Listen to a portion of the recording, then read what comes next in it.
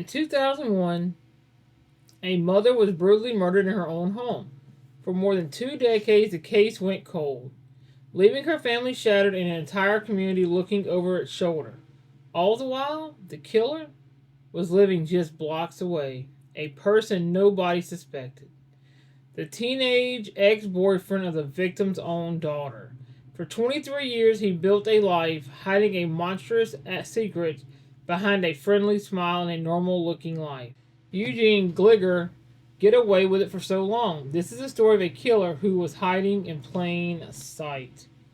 On the morning of May 2nd, 2001, Leslie Preer, a vibrant wife and mother, didn't show up for her job at an advertising agency. A concerned co-worker and Leslie's husband, Carl, decided to check on her at her home in the quiet suburb of Chevy Chase, Maryland. What they discovered was a scene of pure chaos. A table was knocked over, a rug was out of place, and dried blood hinted at a violent struggle. When police arrived, a search of the house led them to a horrifying discovery.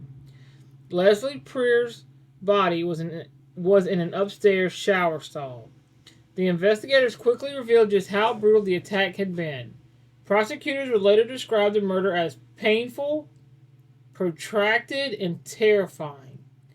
Leslie had been strangled and her head beaten against the foyer floor multiple times.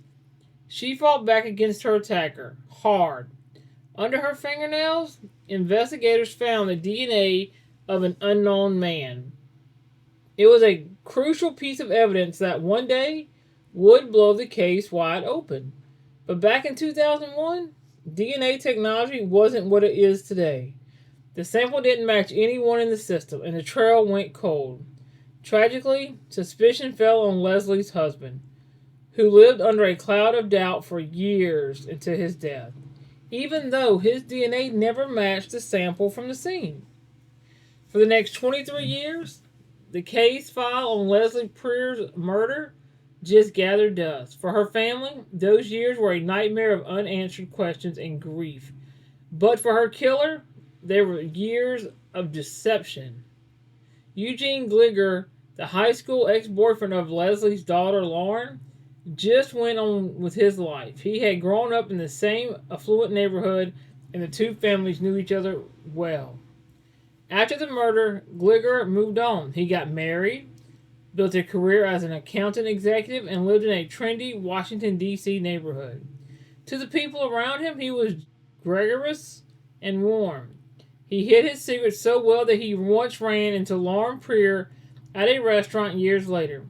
He looked her right in the eye without a single flicker of remorse. She later described the encounter as pretty unreal and said he was never even a person of interest to her family.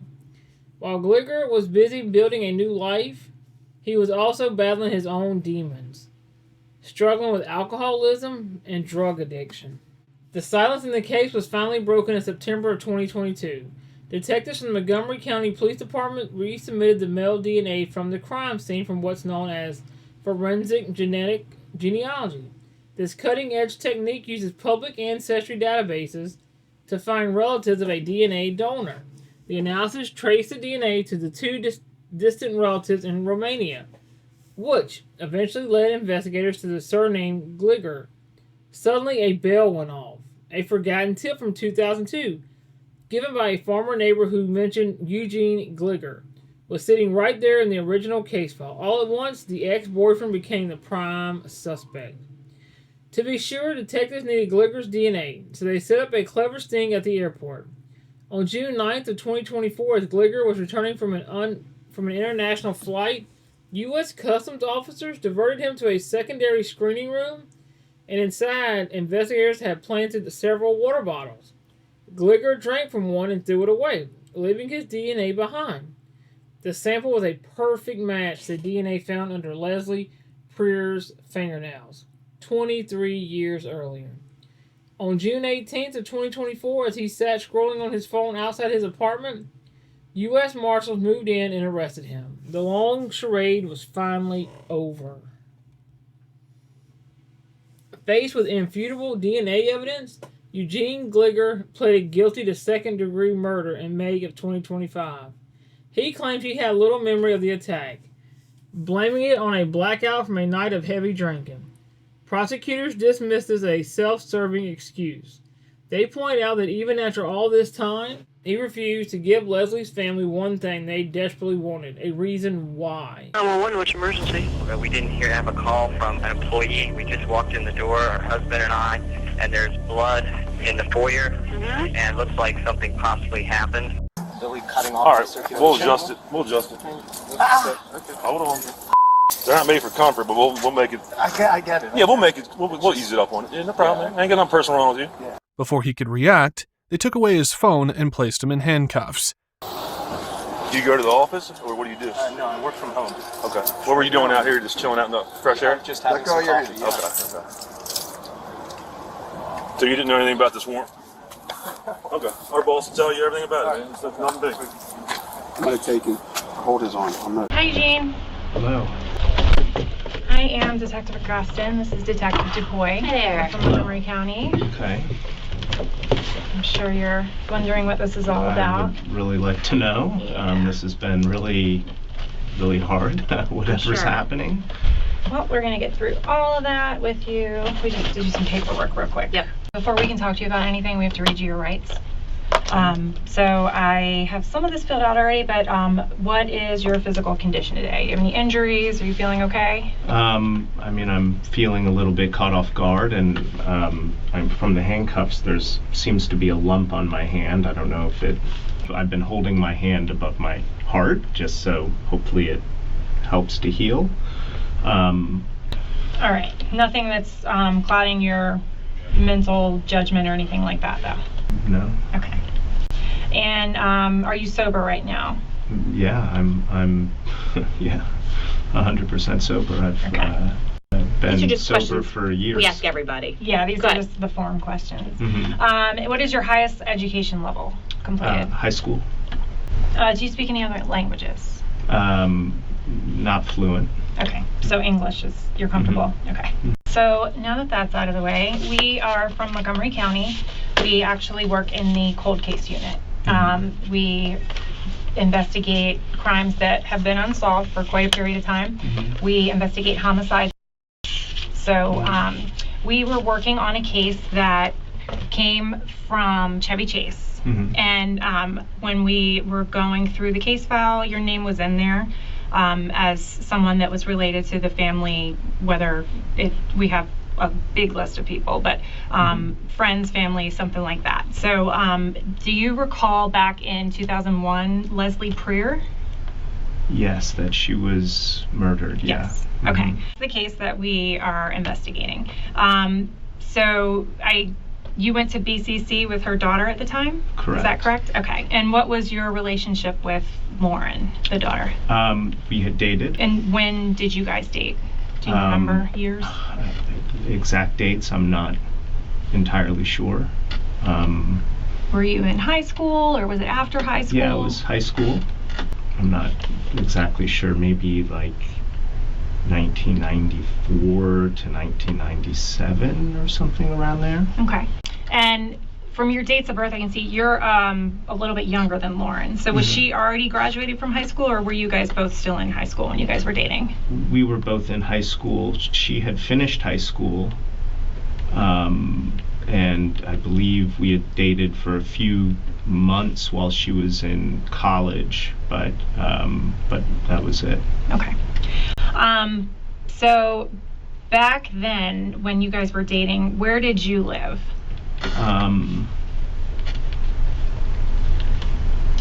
I lived in with my mother in Rockville. Okay. Do you remember the address or what street or anything? I wish I did. I don't. Okay. And you said you lived with your mother. Were your parents separated? Yeah. Okay. Where did your dad live? He lived in Chevy Chase, and yeah.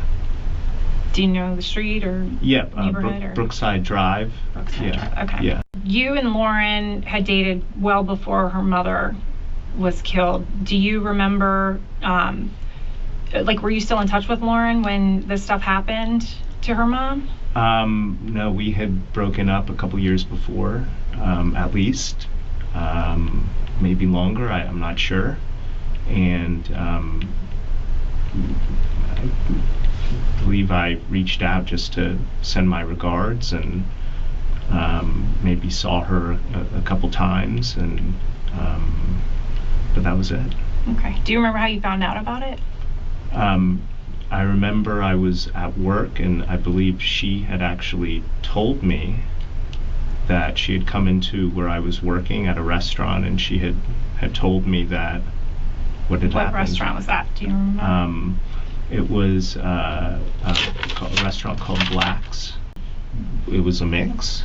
My house, her house, being out. I mean, we're young and teenagers, so there was, going out and.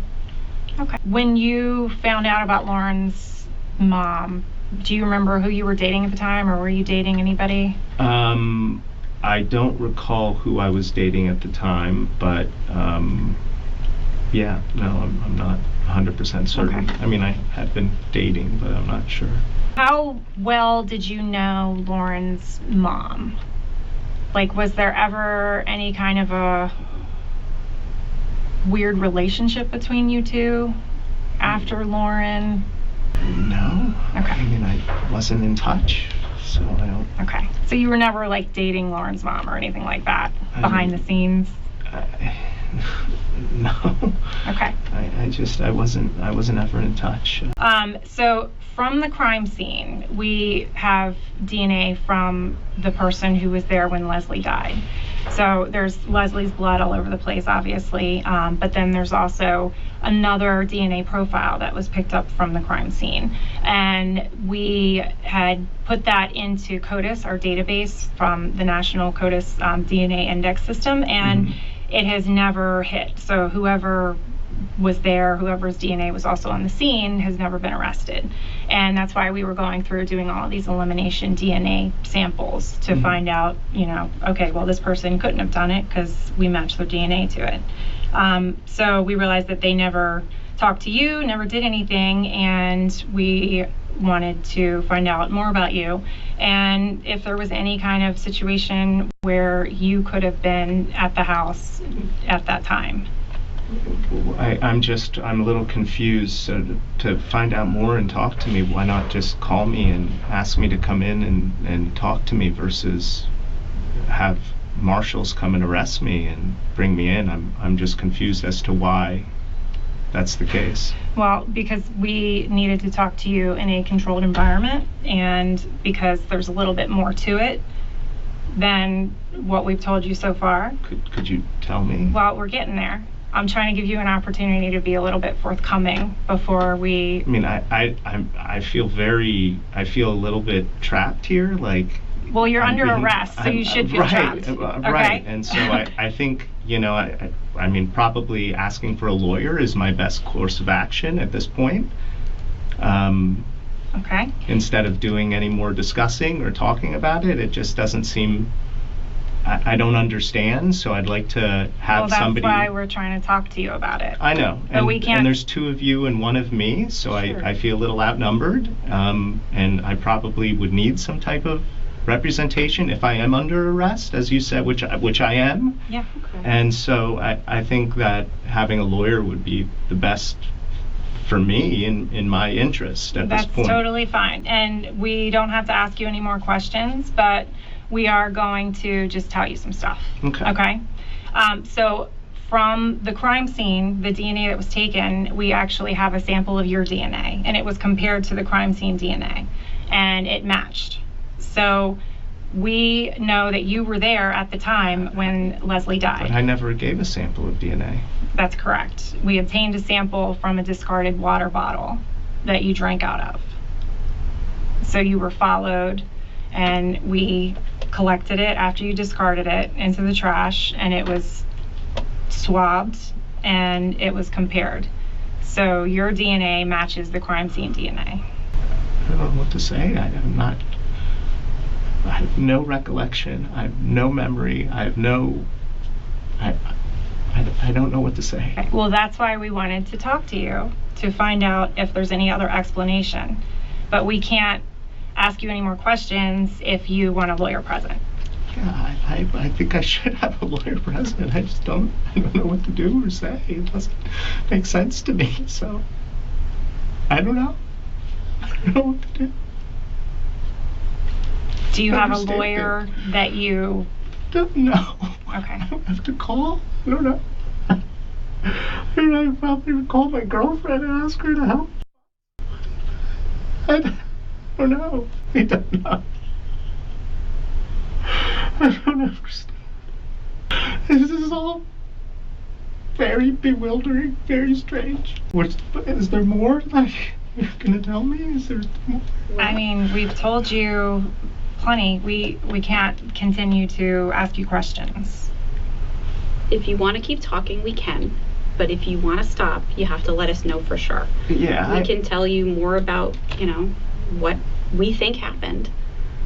I don't, I mean, what you think happened, I don't know. I can't verify. I don't know. I don't recall. I don't have any memory. I didn't do anything that you're talking about, so I don't know. And I don't feel like I can, I don't know how to answer and go into, I don't want to try to incriminate myself with questions. You guys are professionals. I'm not.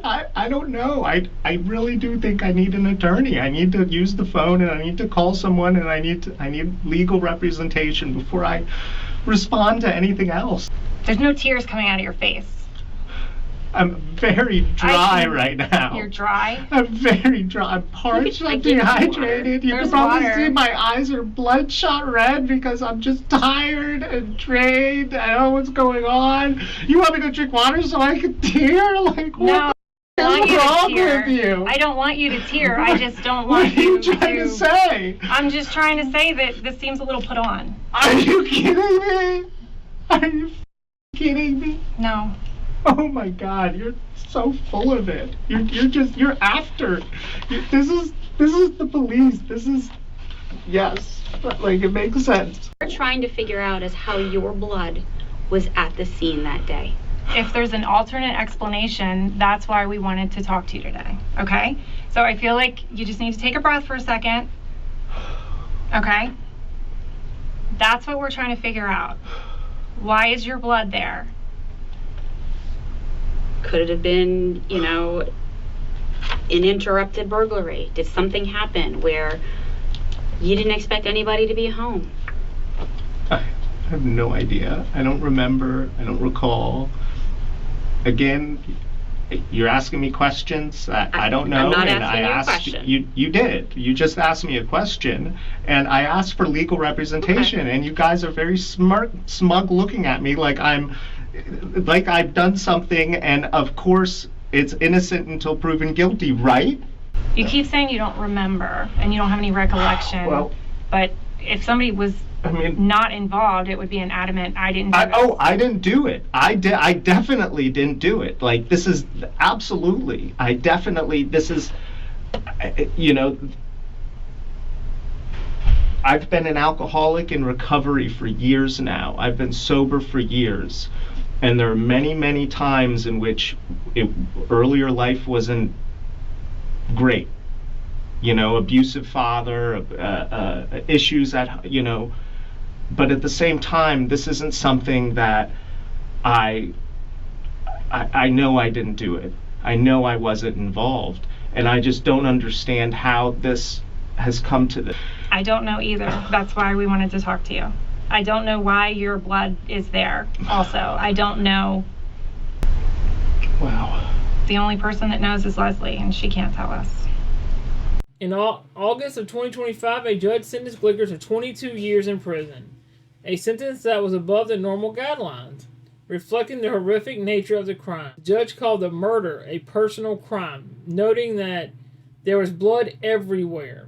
In court, Glicker said he felt remorse, but for Leslie Prier's family, the pain of his betrayal and 2 decades of silence was impossible to erase. Her daughter Lauren, who was in the courtroom, simply called him a monster. The case of Leslie Prier is a chilling reminder of how easily a killer can hide in plain sight. Protected by the passage of time and the trust of those who knew him, it's also a powerful testament to the relentless pursuit of justice and the incredible power of science to answer questions that have haunted a family for a generation. The real motive for this senseless act may have died with Leslie in that house, but thanks to a dedicated cold case team, the truth has finally been brought into the light. What are y'all's thoughts on this case? Let me know in the comments below. And for more true crime stories that dig into the details, don't forget to subscribe. And thank you all for watching.